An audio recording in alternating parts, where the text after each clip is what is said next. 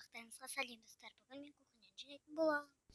Әрине бірінші өйстіп столды жинап жүрмін да. Ыдыстар таза бары бері деген сияқты. Енді тартпаған зат салып холодильникке сүт салдым. Переход бел жинап жатқан кезі ғой енді өйстіп жинап жүрмін ары бері. Енді өйстіп кейбіреулер өйстіп енді тәтті үмітлерді соның шетіне қоямыз өзіміз. Енді булочкаларды салафанына салып жүрмін. Не деп сөйлеп жүрдіңіздер? Әлиге музыка қосшы деп жүрмін. Жарайды қосшы дедім.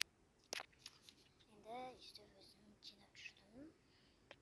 Қайта-қайта өшіріп, қайта-қайта қосып деген сияқты. Осылай енді.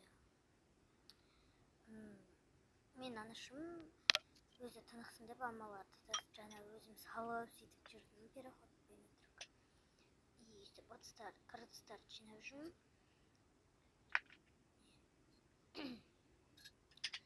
Ыдыстарды жинап, өйстіп столды жинап, столды сүртіп жатырмын. Енді мен қолым ар жағына жетпеген соң мен ар жағына барып, бер жағына жүріп, ары бері сүртем. Мен өзіме стол сүрту деген бір проблема ғой. Өйстіп ары бері жүрдім. Үлкен мұсырларды бірінші салып, енді сосын барып өйстіп сүртіп алдым. Енді көп жоғалғаныма айып етпеңіздер. Өйстіп ыдыстарды кранға қойып тастадым. Сосын сыпырып жатырмын. Обязательно сыпыру керек қой енді жинаған кезде.